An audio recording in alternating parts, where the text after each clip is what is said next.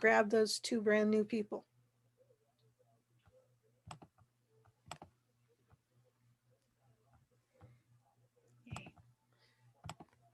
All right, Jennifer Tan is going to be teaching us Tunisian crochet tonight. It's all yours, Jennifer. Thank you so much. Welcome, everyone. My name is Jennifer, and some of you I know from the Griffin Dye Works retreats in the past. Those of you who are new to me, I'm going to do a quick introduction. And while I'm introducing myself, please go ahead and get out your Tunisian hook. If you don't have a Tunisian hook, but you have a regular hook, that's fine too. And please get out one ball or one skein or one hank of yarn, preferably worsted weight. It's fine if it's skinnier, it's fine if it's thicker. Preferably one color, a lighter color, so it's easier to see if you have it. But honestly, any yarn will work. So grab your yarn. All right. Well, I'm super excited to teach tonight because I am a fiber artist and I do everything: spinning, knitting, weaving, crocheting, felting, dyeing. But Tunisian crochet is my absolute favorite. This is my passion. So I'm super happy to be here and very excited to teach all of you today. If you've already done this before, this will be a nice little refresher. All of you are muted right now. If you have questions, you're welcome to put them in the chat. If I miss them, our host will tell me. But you're also welcome to just unmute yourself, ask your question, and please mute yourself again. Then that way we don't get any background noises during the session. We're going to try to keep this to an hour or less. And in a little bit, I'm going to tell you about the history of Tunisian crocheting, and I'm going to show you some very cool pictures and books. And I'm also going to show you some really interesting tools for those of you who like to, get into different kinds of tools. All right, so my name is Jennifer again. I live in Davis, California, which is kind of in between San Francisco, Sacramento, and Napa, for those of you who aren't from California. And I live here with my husband. I have 4 kids. The oldest 2 are done with college, and the youngest 2 are still at home. One's about ready to graduate from high school, and we have a 9-year-old who we homeschool. And I am a retired school principal. I was a middle school band teacher before that. And we currently run a wedding business where we do wedding planning and officiating and some live music. I play flute, my husband plays harp, so weddings are our passion. And of course, I'm a fiber artist, and my husband and I run a company called Cirindel, which you will see in my name here. And Cirindel is where we do things like this. We run workshops and we do consulting, and we have adult retreats and children's camps where we do fiber arts and visual art, music, Waldorf education, homeschooling. Those are our areas of expertise, and we absolutely love it. So that's a little bit about me. With Tunisian crocheting, I have been doing this now, oh gosh, I should have figured out how many years. I know I've been crocheting over 40 years. I haven't been Tunisian crocheting quite as long, but it's been a while, at least 15 years. And I had the pleasure of being on HGTV years ago on a show called Uncommon Threads, and I've been in a couple magazines, and I just love sharing this because it is fun to do. It is easier on your hands than traditional crocheting, and so much faster than knitting. Oh my gosh. So if you're a knitter, you are going to love this. All right, so to get started, you have your hook. And by the way, I am right-handed, but I will also be talking about how to do this left-handed. And the first thing we're going to do is, like with any kind of crocheting or knitting, is you're going to want to get this yarn onto your hook with some kind of a knot. I like doing a slip knot. You do not have to do a slip knot. If you know how to do it, slip knot is like an X, and you grab under the X and you grab the top of the X and pull it through the bottom of the X. And as you're pulling it, you hold on to these two, and it makes a nice little knot. If you did not get that, do not worry. You can literally just do a regular overhand knot, just something to get it on your hook. And you can see I have a really long tail. I always say leave at least 4 or 5 inches just to be on the safe side. All right, and I'm going to teach this class as if you know nothing about crocheting. All right, so if you've never done this before, it's totally fine. This is the head, and this is the body. And then this little ball here, and if you don't have a ball, it's okay, is the tail end. If you are using a regular crochet hook and you don't have a ball, I only want you to do maybe 5 or 6 stitches at the most so that it doesn't fall off. Totally fine. This works. If you have this one, the ball helps to keep it from falling off. All right. This little head right here has a notch. You want that notch to be going straight up towards the ceiling. And that's super important. And the first thing we're going to do is we're going to yarn over with our big long piece, not the little tail, but the long piece. And when you yarn over your hook, you go this way. So I always say it's kind of like scooping up something towards yourself, like this. If you go the other way, not the end of the world. Because some of you might think, oh, I learned how to do it the other way. Just make sure you're consistent. I always prefer to yarn over this way towards myself. So it looks like this. And then what I do is I kind of scoot this down because my big yarn piece, I want it to be under that little notch. And here's why. I'm going to grab my first loop and I'm going to pull it off. But I have to be careful when I pull it off that my yarn doesn't fall off, which is why I scoot it under that hook. And I'm going to keep doing that over and over again. And this is called chaining. If you are already a crocheter, this is exactly the same as traditional crochet at this point. So I'm going to do it again. It's okay if you didn't get it. Yarn over towards myself. Make sure it's under that little notch. Grab the loop, pull it off. And then I kind of scoot it back a little bit. You can yank this tight, but don't go too tightly because all of these little chains you're making, your hook has to be able to go back into them. So if it's tighter than how fat your hook is, it's not going to work. So yarn over, pull off the loop. And that's all it is. Yarn over, pull off the loop. Yarn over, pull off the loop. And you can see I'm not tightening it very much. I'm going to leave them a little bit on the loose side. All right. And so you'll start getting a chain like this. I'd say we should do at least, I don't know, if you have a short crochet hook, maybe do about 6. If you have a longer hook, you can still do 6. Or if you want to be a little bit courageous, you can do up to 20. It doesn't matter how many stitches.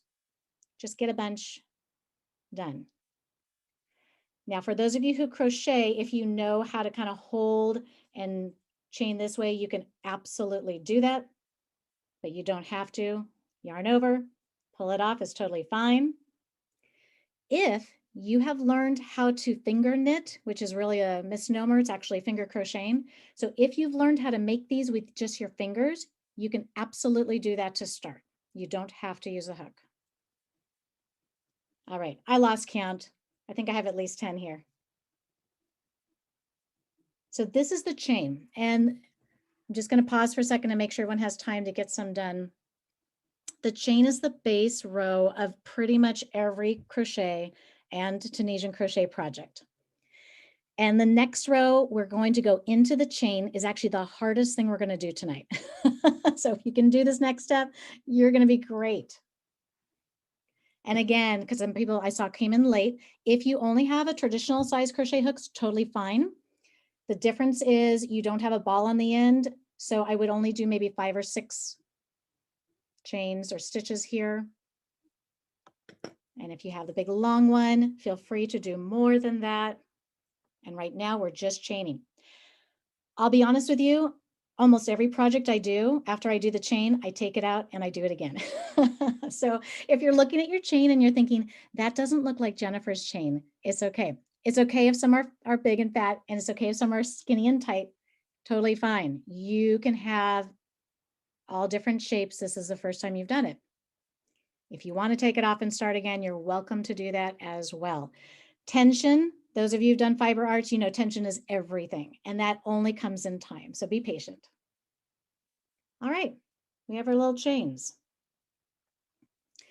If you are right-handed, you are going to have your hook in your right hand and your piece that you've been working on in your left hand, or your yarn in your left hand. If you're left-handed, it is the opposite way. Oh, someone said they wrapped elastic around. Yeah, the end of your hook to keep it from falling off. That's brilliant. I've seen people use silly putty, clay, rubber bands, gum, all sorts of things. I don't think I would recommend the gum though. But yeah, you can use anything. I've seen people use duct tape. So get creative. All right, so if you are left-handed, you're holding this in your left hand, the yarn is in your right. What's interesting is if you're left-handed, you actually crochet from left to right, which is just like reading a book, which makes total sense. If you're right-handed, you actually crochet from right to left, which is backwards from reading. So I don't know, I just find that very interesting. And by the way, it doesn't matter if you're right or left-handed, you can try this on either hand. I know righties that love to do this left-handed, and I know a lot of lefties that love to do this with their right hand. So feel free to mix it up. All right, so you have all these chains. When you look at them and you hold them up this way, there's two sides, and the one side, they look like little V's. That's the side I like to have kind of facing me, but it's up to you. No matter what, you want it to be straight and flat. There is a bump for each chain, and that top bump is what we're going to go into. Now, some people love going into these back bumps, totally fine. Some people go in the bottom bumps, totally fine. Just be consistent, whatever you choose. I love the top bumps. So what does that mean? That means I'm going to push my hook through one, but before I do that, I'm going to skip this first little bump. Always skip the first one. Let me get my yarn on the right side. So that first little bump, I'm not going to do anything with. The second one, I'm going to push my hook straight through away from my body. And then I'm going to yarn over towards myself, just like I did before. And I'm going to pull off one loop. And now I have two. I'm going to go back and I'm going to do that again, just in case anyone missed it. So I'm going to skip the first chain. I'm going to go through the second chain away from me, yarn over towards me. Remember how I said keep that little notch up? Keep that notch up, make sure it's under it. And then I'm going to pull just one loop off, and now I have two. If you are a crocheter at this point, you're probably thinking, isn't this just like single crochet? But it's not. We're not going to do the next step. We're going to leave these loops on. So this is where it really deviates from traditional crochet. We're going to keep doing this all the way until we have all of our loops on. So let's try it again. We're not going to skip this time. We only skip at the beginning of the row. So find your next little bump. Sometimes that's easier said than done. So if you're not sure, feel free to do this. Sometimes I yank and I go, oh, there's my little bump. And I also sometimes yank on my long piece to see where I already came out of, because I go, oh yeah, I already did that one. That's not the one, it's the next one. Go through, yarn over, come back through. Now I have 3 loops. Go into the next one, through, yarn over, come back through 1. Now I have 4 loops. Keep going until you have gone through every one of your chains.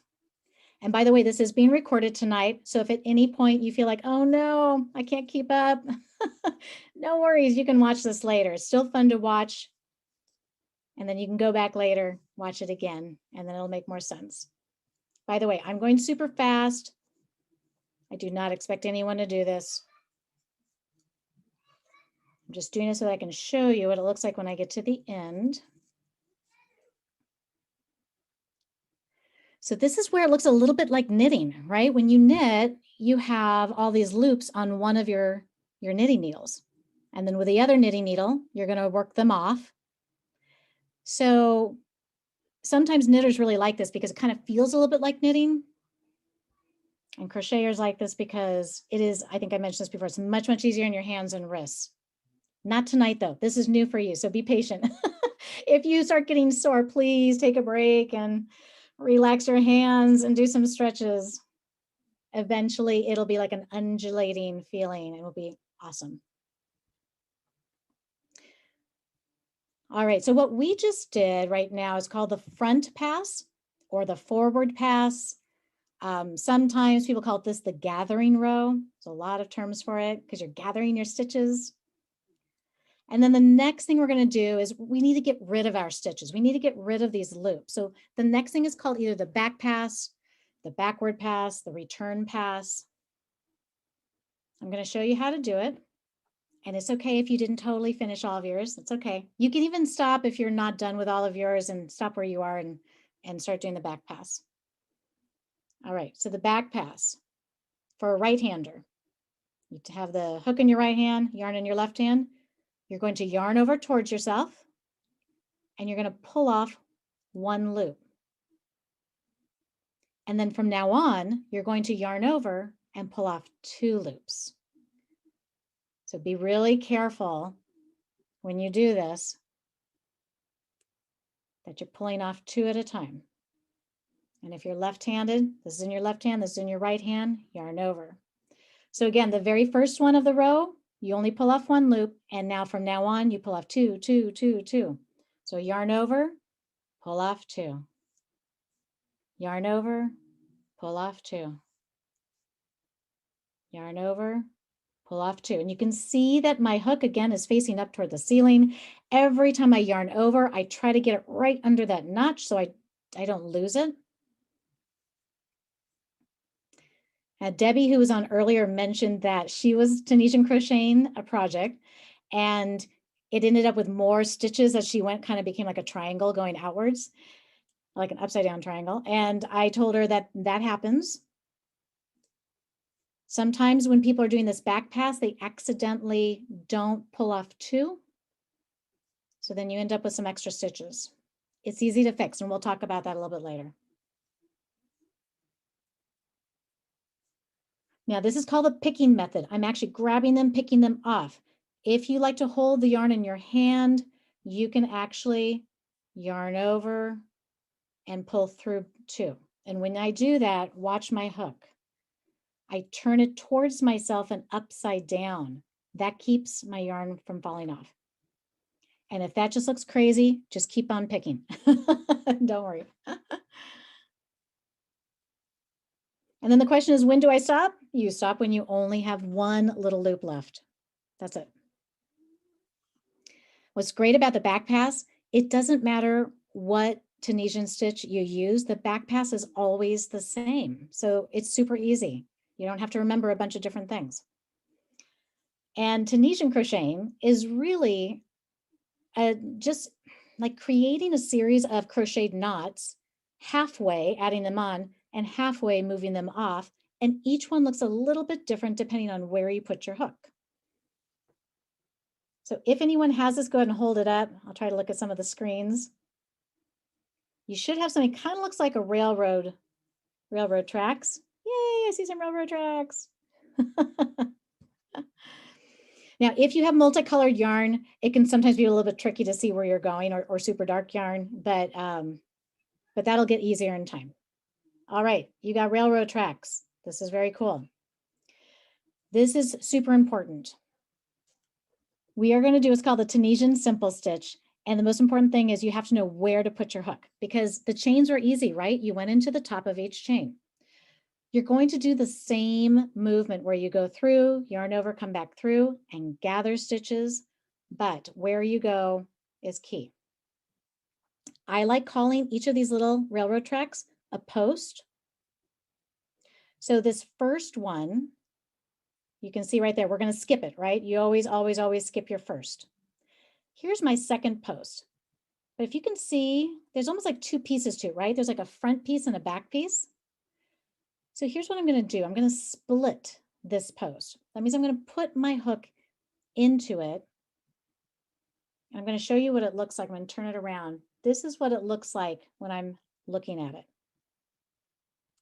So I split the post and the hook faces my body. And then I yarn over and I come back through 1. And now I have 2 loops. I'm going to do it again. I go through the next one. Remember, we only skipped the first one at the beginning of the row. I'm going to split my next post, keeping my hook towards my body, yarn over, and I come back through. And now I have 3. And I'm going to keep doing that until I've gathered all of my loops. Now, What happens if you just put your hook in the wrong spot? Not the end of the world. It's not like knitting where you'll like drop a stitch and, and it's terrible. It's totally fine. So your stitch will just look a little different if you go into a different space. Jennifer, I have a question. Yes.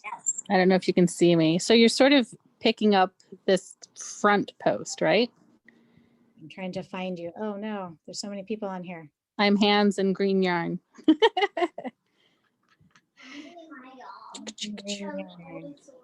What's your name? Teresa. Oh, Teresa. Oh, I see it now. And a background noise, that probably helps. Yeah. So Yep. there's sort of like the front post and the back post, and you're like just picking up the front post, right? Exactly it. Yes. Okay. I'm going to turn my body right now to see if all of you can see it from this point of view. I've tried to teach this on Zoom with like a camera over me and it didn't work as well. So I'm going to try it this way. So yeah, I have this post and I go through the post, yarn over and come back through, and my hook is always right next to me. So that's the back side. This is the front side. Okay. Yeah. So keep going through each post, yarn over and come back through just one. If you are a crocheter, I'll tell you something that can happen. It happens to me all the time, especially if you're talking or you're watching TV, is sometimes you start reverting back to traditional crocheting and all of a sudden you've finished all of your stitches. Totally fine. Just take it out, go back.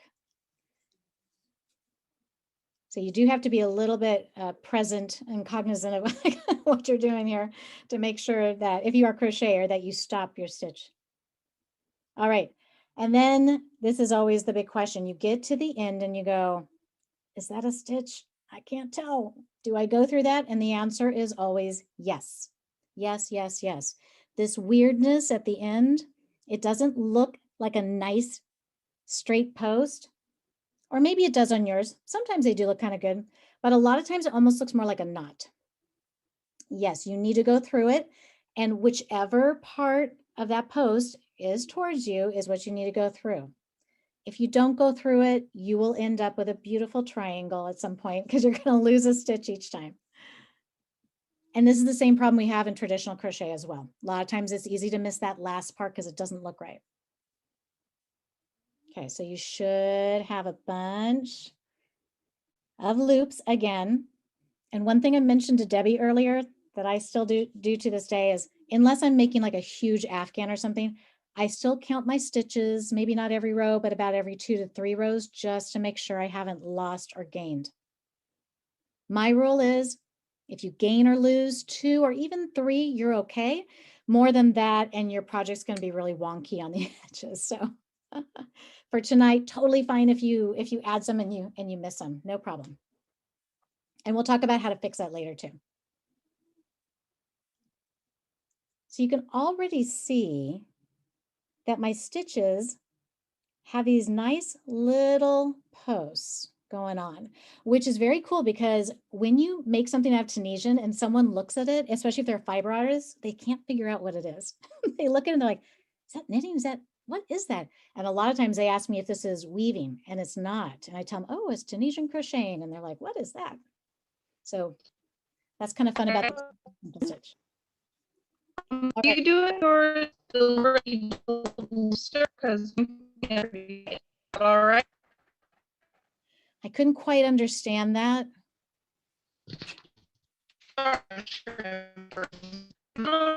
Is a little tighter. You were making.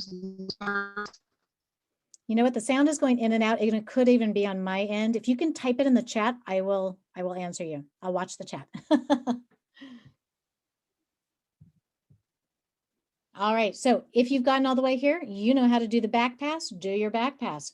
Yarn over and pull off 1 at the beginning of the row. And then yarn over, pull off 2, yarn over, pull off 2, yarn over, pull off 2, until you only have 1 left.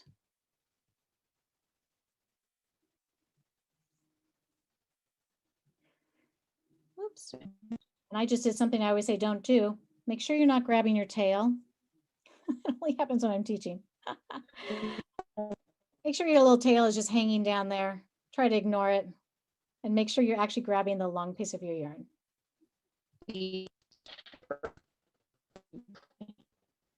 I can hear someone trying to ask a question, but it's not coming in clearly. So go ahead and type it in the chat and I will answer you.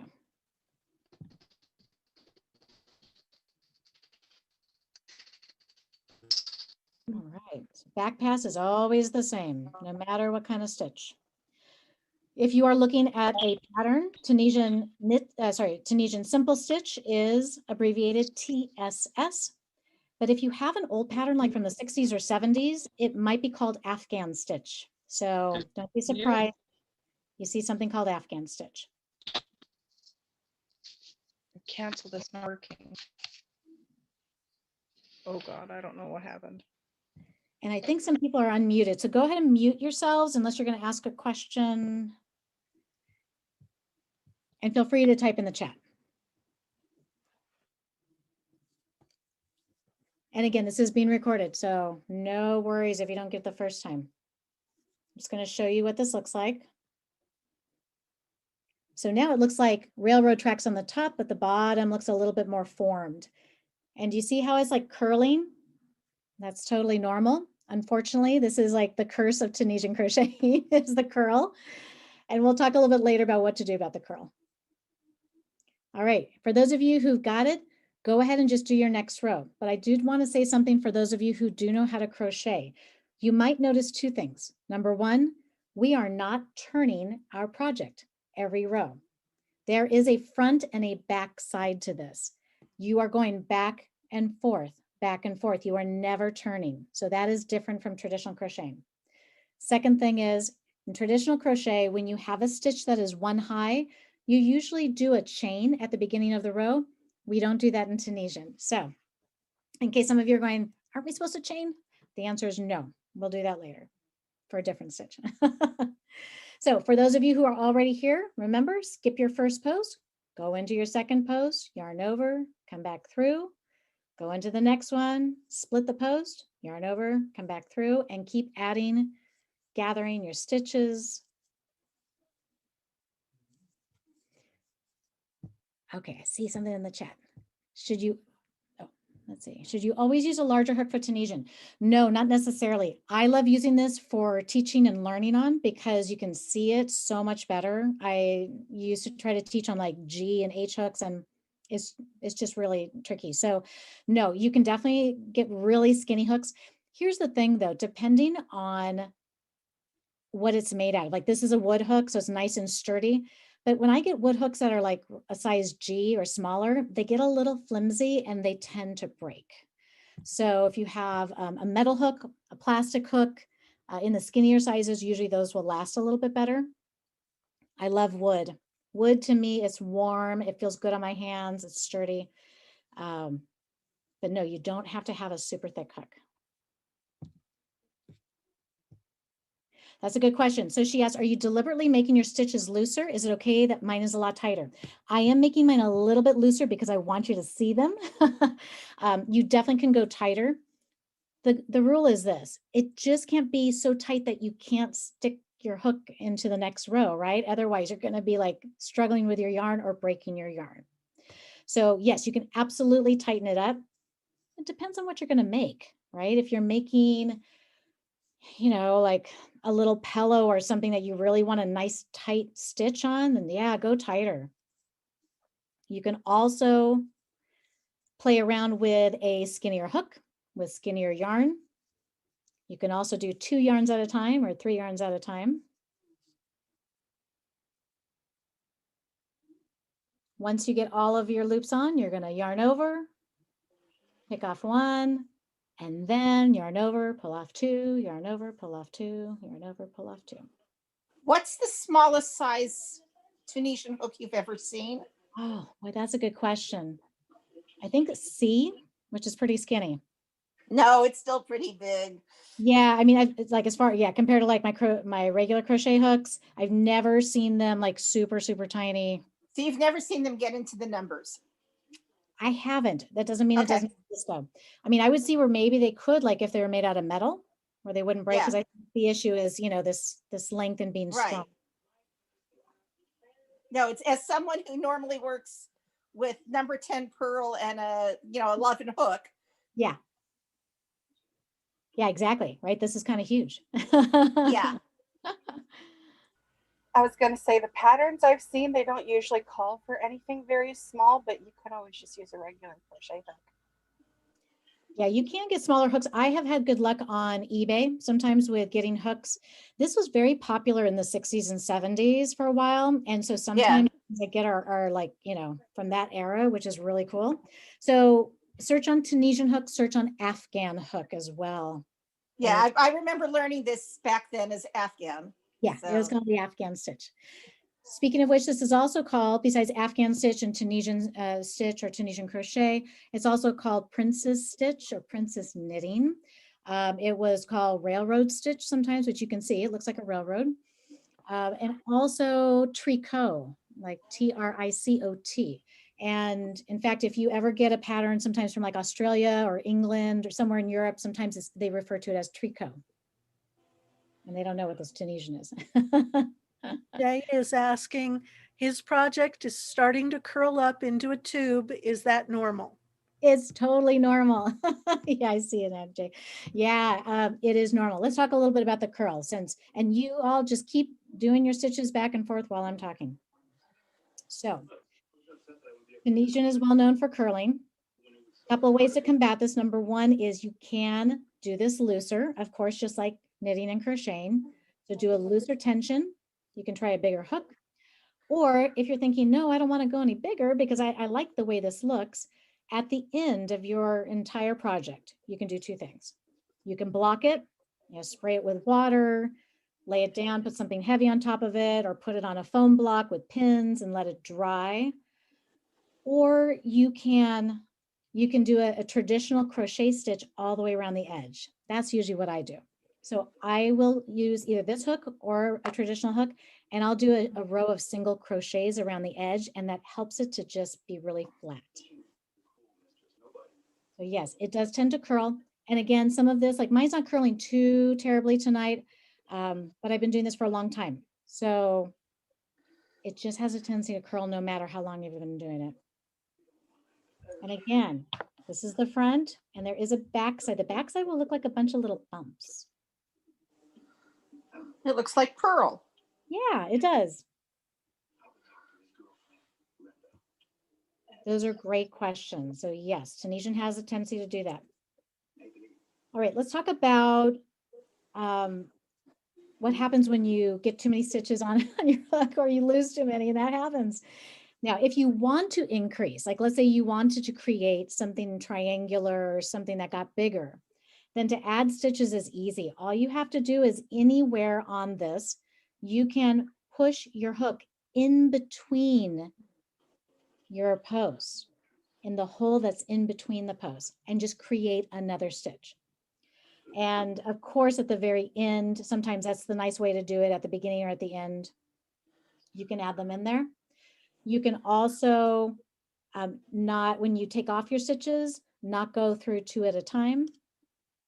The flip side is if you want to decrease, that means you want to get rid of some stitches. Instead of going through just the one, I can go through two and then yarn over and come back through. And then I've taken two of my stitches and I've combined them into one. Let's see. Okay, Margaret says it's structural, grabbing from the front leg of the post cause there to be more tension on the front of the work, so curling makes sense. Thank you. That is actually a perfect scientific way of talking about it. If you don't mind, I'm going to borrow that from now on. I love that. Thank you. Yes, and you will find that some of the other stitches don't curl quite as much as the Tunisian simple stitch. And I'm going to show you another stitch in just a minute or so.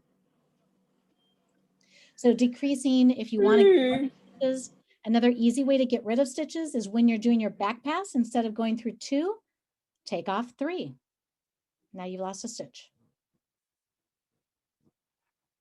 Is there a question?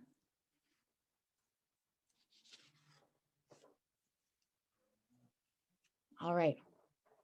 While you are getting the hang of that, I'm just going to show you this really beautiful picture. This is Queen Victoria with a Tunisian hook from 1889. I think you can see that there. So we know for sure that this existed from that time period on.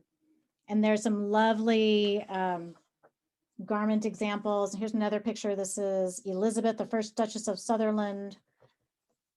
You can see her with that long hook. And they are a little bit skinnier, the hooks. And back then they usually were made out of ivory or bone. Now the term, let's talk about why it was called shepherd's knitting. I'm assuming some of you out there probably are spinners. So if you know how to spin on a spindle, and you know that a spindle looks like this. This is a bottom whorl spindle. So the idea was that we think shepherds were out in the fields and picking up fluffs of wool and, getting bored and trying to figure out something to do with it. So they would bring their spindle, they would spin on it, spin yarn, and then they'd turn this sideways. And then they'd end up with a Tunisian crochet hook, and they figured out a way to crochet. So that is one theory about Tunisian crochet and why it was called shepherd's knitting. It was considered to be kind of a lower class thing for a while until people started seeing the royalty do it. And so one theory is that it was changed to being called Tunisian crochet because Tunisia was exotic back then and it sounded a little loftier, I guess, than shepherd's knitting. We don't really know for sure. Those were just some theories. And by the way, those pictures came out of this book. This is a treasure. This is called Tricot. It's actually an Australian book. I had to get it off eBay. They don't make this anymore. I think the last time I saw it sold, it was $100, but this is a really amazing book. This book is one of my favorites. This is also out of print, but this is the Encyclopedia of Tunisian Crochet. I used to sell these. The owner no longer sells them, but if you're lucky, you might be able to find one.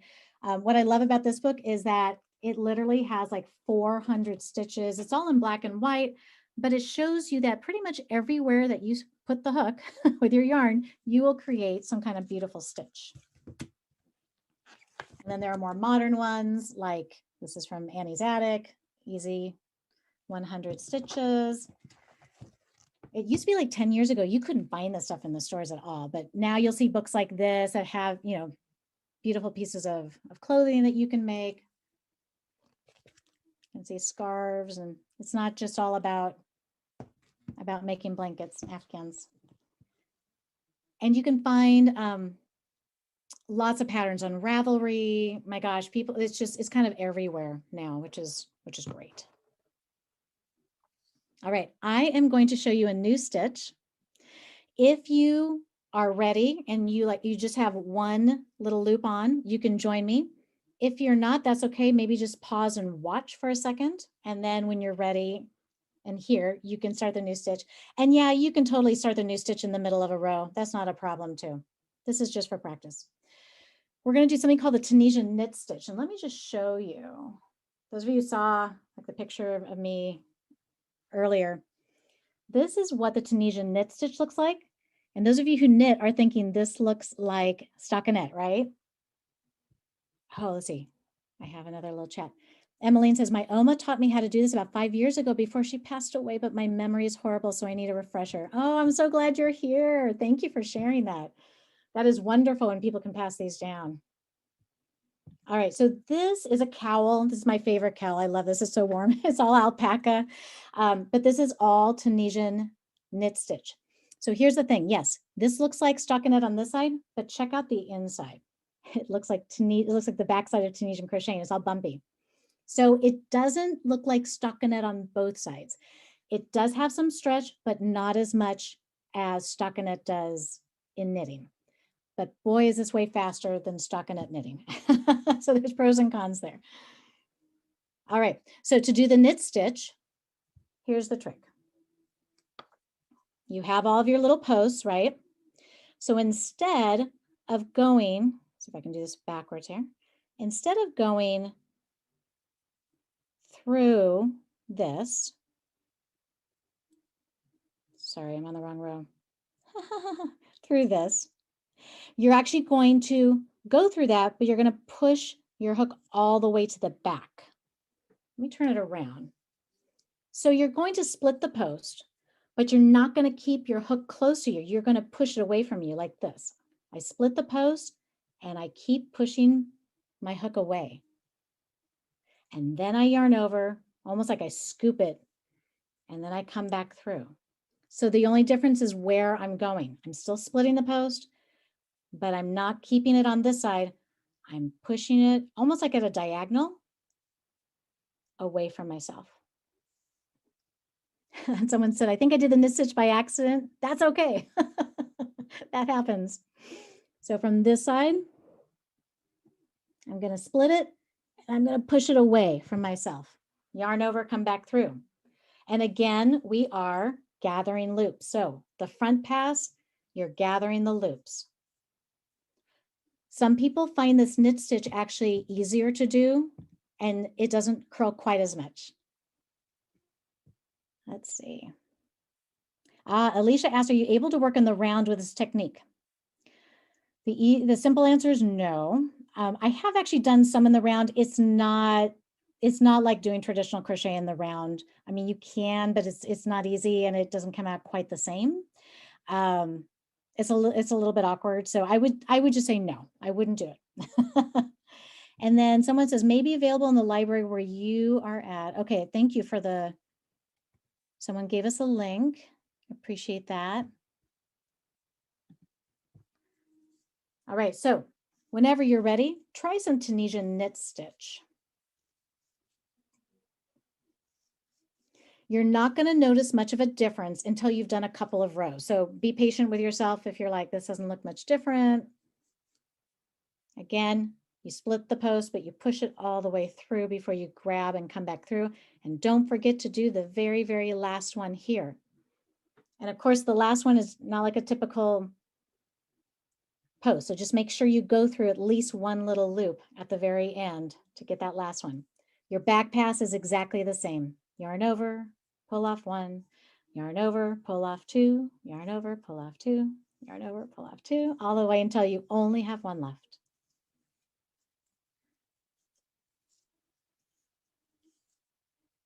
I love the knit stitch. It's my favorite. It makes my life easier when I feel like I need something that looks like it's knitted and I need to do it quickly. Okay, I'm going to do one more row. Once you do at least 2 or maybe even 3 rows, then you're going to be able to compare your rows and see the difference in the look. One theory historically is that in the Victorian time, this was done on very, very skinny hooks. And if you look at the way that your simple stitch looks with all of these nice little long lines, one of the thoughts was that they did this to make cloth in order to do cross stitch, because this gave them something to work with. So let's say you had like really skinny yarn or like some cotton thread. If you did this with cotton thread and a very skinny hook and you ended up with all these lovely little lines going up and down, you would then be able to use that cloth that you created for cross stitch. So that's something to think about. I taught this years ago to a group of children, and they had been dyeing some silk ribbon. And so we took the silk ribbon afterwards and we wove it into those nice little posts that were on top, and it was beautiful. And by the way, I've taught this to children as young as 4 or 5 years old, believe it or not. And where I've really had some great success with this, just in case any of you out there have children or grandchildren or you teach children, if you have a child who is struggling with crocheting or knitting, try this. It's amazing how well, after they learn this, they can then start crocheting or knitting. So I used to work at a Waldorf school. And for those of you who know Waldorf, they do an amazing amount of fiber arts. And the handwork teacher, she'd come to me and she goes, oh, some of these first graders, they're not knitting. I don't know what to do. And I said, teach them Tunisian crochet. She thought I was crazy. I taught her. She loved it. From then on, she started teaching it. And sure enough, those kids who had difficulties, they were all able to knit within a year.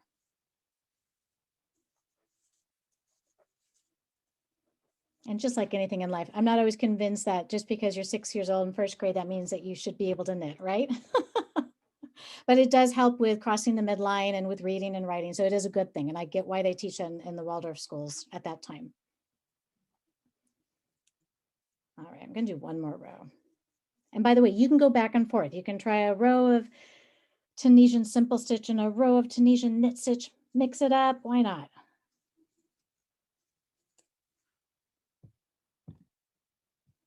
Hi, Dawn. It's good to see you. Oh, okay. So how to work the stitches off for the knit stitch. Yes, it is the same way. Your back pass is the same no matter which kind of stitch, which is brilliant, right? That makes it easy. So it doesn't matter what kind of stitch you're doing. You yarn over, pull off one, and then from now on, yarn over, pull off two, yarn over, pull off two. And because it's very rhythmic, once you get the hang of it, it's nice to hum and chant and sing too. I do a lot of singing when I teach children. I was going to show you all too. I think this is just too dark. Oh, on the Zoom. Maybe you can kind of see it. I don't know. This is another cowl I made, and I actually went in between the stitches. So not a knit stitch, not a Tunisian simple stitch. I went in between the posts. Like I skipped a post and I went in between in that stitch. What happens is you end up with, I think you can see that. Look at that. See, you end up with more holes. But I kind of like the look. I thought it was kind of neat. Okay, someone says, Emmeline says, I actually did start learning how to crochet with a hook when I was 7 and did the finger knitting crocheting since I was 5. My Oma and mother taught me and my cousin who is a week younger than me. That's great. That is wonderful. I started crocheting when I was about 6, 7, right around there. And knitted soon after that. But I've never taken to knitting the same way. I've always enjoyed crocheting. My mother taught me, my grandmother, when I was in my 20s, I camped out with my grandma at her house for about 3 days. And I said, teach me everything. And she was like super strict with the way she crocheted. And oh, I'm so glad I did that. Now she's passed away and I'm forever thankful that I got to crochet with her. All right. So I'm just going to show you, you can see my first few rows down here are the Tunisian simple stitch. Has those nice little up and down legs, I think someone called them. I love that. And then these look like a whole series of chains or V's, which is very simple, similar to stockinette knit stitch. And those are my Tunisian knit, so very different. Literally, you can make a million different projects just with those 2 stitches. I want to show you some different, as you still are working, I want to show you some different hooks. This is just a thicker one. They do get big. The biggest I have seen is a size U, V maybe. I haven't seen them get super skinny, but yeah, they do get big. Usually you have to get these from, a maker that makes them this big or a custom person. I wish I could find, I actually have one that's super long that I had custom made for me, which was great because I was able to do like some small Afghans on it. Sarah asked, is there such a thing as a Tunisian purl stitch? There is. Yes, if we have time, I will show that to you. And if not, message me and I will send you information. This I wanted to share with you because a lot of times when you go to the store like Joann's or Michael's, this is what they're selling as a Tunisian hook or an Afghan hook. A lot of times it's made out of plastic and a lot of times there's like 3 of them in a package and then people think, is that the same thing? And it is. Here's the difference. This, as you can see, is super long. So let's say if I wanted to do, I don't know, like a blanket with 400 stitches. I'm not going to be able to fit 400 stitches on this. I can get maybe 100 or so. This I can get 400 on. So this is brilliant if you have something that is really super long or wide, I guess, as you're working. But here's the con. This is floppy and it moves while you're crocheting, which can either be irritating or it can get caught on things. I've had that happen before. I have had people take this and steam them with hot steam to try to get them to straighten out. I think it depends on what the plastic is made out of. I've also had these break. So pros and cons, right? But it works exactly in the same manner. I mean, what you just learned today, you do the same stitches, you just do a whole bunch of them. This is sometimes called a Tunisian extended hook or a Tunisian cable hook. And this one's fun. So one of you who arrived early asked me about your double-ended hook. You said, is this a Tunisian hook? And the answer is yes. It's a different kind. This is a Tunisian double-ended hook. It's also called a crow hook. And crow is spelled C-R-O hyphen hook. If you look up crow hooking online, you will see some patterns, not as much though, it's not as common. And once in a while, it will be called double-ended Tunisian. So here's the difference with this, because you're thinking, why is that there? And what happens? I don't have a ball to hold them on. So obviously, however wide this is, you can't put too many stitches on because they will fall off. So you have to be careful. This is intended for crocheting a completely reversible fabric. So you know how our fabric, there's a front side, there's a back side. If you don't like that and you want it to be totally reversible, which means it's the same both ways, then this is the answer for you. What you do is you start one bit of yarn, you Tunisian crochet, and when you get to the end, you turn. So even though I told you earlier, you never turn, I kind of lied. If you crow hook, you do have to turn. And then what you do is when you turn, you tack on, you add on another yarn. You can do 2 different colors. It's really beautiful when you do it that way. So you can do your slip knot and put that on, and then you back pass. And then you turn and you go back and forth, and you can play around with it. You can do, you know, stay with one color for a couple rows and another couple for a couple of rows, or just, you know, play around and see how you like the look of it. If you use all the same color on both sides, it's not going to matter. But you go back and forth and you turn each time and you end up with a reversible fabric. So again, that's crow hooking or double-ended Tunisian. All right, sorry, that was a little noisy. Clanging over here. Let's see. And then as far as tools go, the only other tools that you're going to need, of course, are scissors, like any other fiber arts project.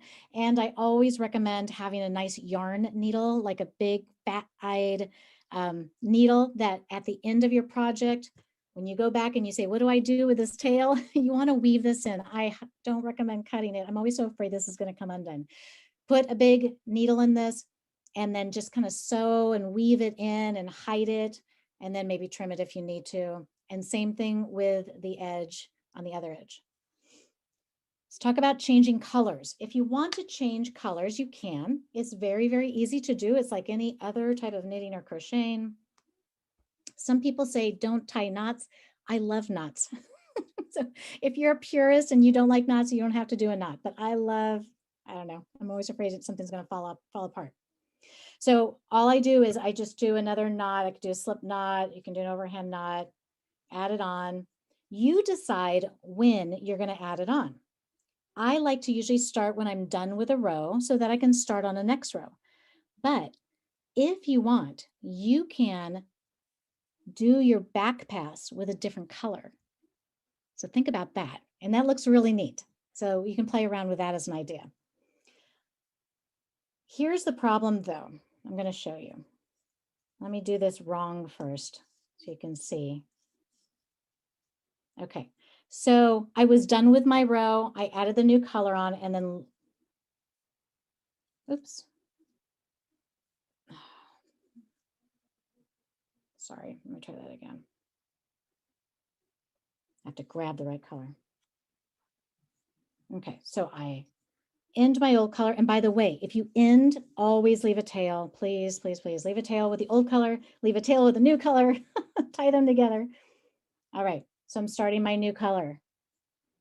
And you're thinking, well, that looks pretty good. But then check this out right here. See how there's like a weird little loopy piece that's yellow? You won't notice it at first, but eventually you will notice that there's like this little loopy piece that comes up from the other color. So to keep that from happening, Let me take this out. Here's what I do. Even though I'm done, right, with my row, I actually go back. I take one out. I go back to where I have 2 loops on. Then I put on the new color. It doesn't feel right, but it works. And then I yarn over and I pull through both of those and the one I was on. Let's see if I can get this. And then what'll happen is you won't end up with a funky little loop. So you actually have to put it on like 1 step earlier. That's the only little trick I can tell you about that. Here's another little trick for the very, very end. If you are finding that your edging is not beautiful on this one side, so if you're right-handed, that would be the left side. If you're left-handed, on the right side, you can play around with where you put your hook. I told you can just go through 1 little loop and it's fine, but try going through 2 loops. I find that if I go through 2 loops on the edge, then I end up with an edge that looks like this. Sometimes it looks a little bit cleaner, but play around with it. I've had people tell me that they try all different things. You kind of have to do it wrong for a while until you go, I think I'm going to do that differently. All right, look at the time. Oh, we're almost out of time. Really quickly, for those of you who want to do something really adventurous, if you'd like to do double stitches, to start off a double row, which means you're going to have a stitch that is higher, taller, you must chain once. 1 little chain. That's where you yarn over and you come back through. And then you're going to do your double row. If this is totally advanced, and you can just tune me out right now, those of you who are loving this, you're going to yarn over just like you would like a double crochet or a half double crochet. Then you go through. How you go through is up to you. You can do it like a simple stitch. You can do it like a knit stitch. Doesn't matter. Yarn over, come back through, then yarn over and pull off 2 and stop. Because remember, we always want to add a loop every time we go. So another way to think of it, if you are a crocheter, is you're going to do your double crochet or your triple crochet or your quadruple crochet the same way, but just don't do that last yarn over and pull off, because you always want to gain stitches, and then your back pass is the same no matter what your stitch is. And again, if that went over your head, no worries. Let's see, someone's in the chat. Oh, thank you so much, Alicia. Yes, do I teach anything else? I do. I teach traditional crocheting. I teach geometric crocheting, scrumbling. Gosh, I do some knitting, not my favorite. I also do spinning and needle felting and plant dyeing. Yeah, let's see. Someone else trying to get in the classroom. It's not letting me do it. Oh, there we go. But yeah, I do a lot of other fiber arts classes. So please reach out to me anytime. I do Zoom classes now. When the world changes, I'll be back to doing things in person. I do travel all over the United States, and I'm always happy to answer questions. So you all are in that group with me on Facebook. Please leave questions there. You can friend me on Facebook, not a problem, and just direct message me anytime.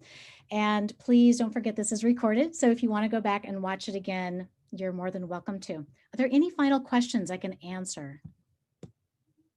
Thanks, Robin. It was good to see you, Robin. I'm glad it makes sense. You're welcome, Teresa. It's good to see you too. Oh, thank you, Emmeline. My pleasure. And thank you all so much for coming tonight. I know we said we'd stick to an hour, but I'll stay online for just a little bit more in case there are some questions. Jocelyn said, do you ever come to Canada? I haven't, but I will. Yes, please invite me to come to Canada. It's on my bucket list. And oh, good question. Where will the video end up? I'm not sure if I can answer that, but can our host answer that question? Where can they access the videos? All of the videos that are recorded will be on the Fiber Uwari YouTube channel. You can find that link in the main Fiber Uwari group. So once classes start being posted, Debbie will be sure to be sharing links out. Thank you so much. Yes, I do travel to Nebraska, no problem. I've been to Georgia, I've been to Washington, I've traveled all over for crocheting. I love it. Virginia, good question. The double stitch almost seems like you are doing a 3 together, at least the first half of it. Just keep going until the end of the row instead of joining every 3. I'm not sure if I totally understand what you're asking. Message me. And I'm always happy to do just like a one-on-one Zoom too, especially for people who want to do some more advanced stitches. Not a problem. And Fiona, thank you for the great class. Yeah, it's like a 1960s era type thing. It's fun to go back in time and see these things become popular again. Pearl stitch. Sarah was asking about the pearl stitch. Pearl stitch is kind of tricky, but the difference is that instead of going through from front to back, you go from back to front. So you start behind your project and then you come towards yourself. So whether you are doing a knit stitch or a simple stitch, you have to come from the back side. So it can be very, very awkward. I will tell you that this Tunisian Crochet Encyclopedia has some of the best pearl stitches in it. But if you friend me and message me, Sarah, I will, oh, you understand, good. I'm more than happy to send you some links too. Yeah, so try that, come from the backside and try to go in different places. I've also had people, you know, go into like the top loops. Try it all, right? Be creative. All right, any other questions I can answer? Thank you all so much for joining tonight. And it was good to see some familiar names. And again, message me, friend me, ask questions. My website is sirendell.com. You can also see what we're up to on there and follow us on Instagram and on Facebook. And please, if you make anything from tonight, I would love to see what you make. Please send me a photo either through Instagram or Facebook or message me. And I would love to see it. And I'd love to repost it on social media. All right, I'm going to take off, everyone. Thank you so much and enjoy Tunisian crocheting. Have a good night. Thanks, Jennifer. Have a wonderful night. Thank you. Have a good night. Thank you.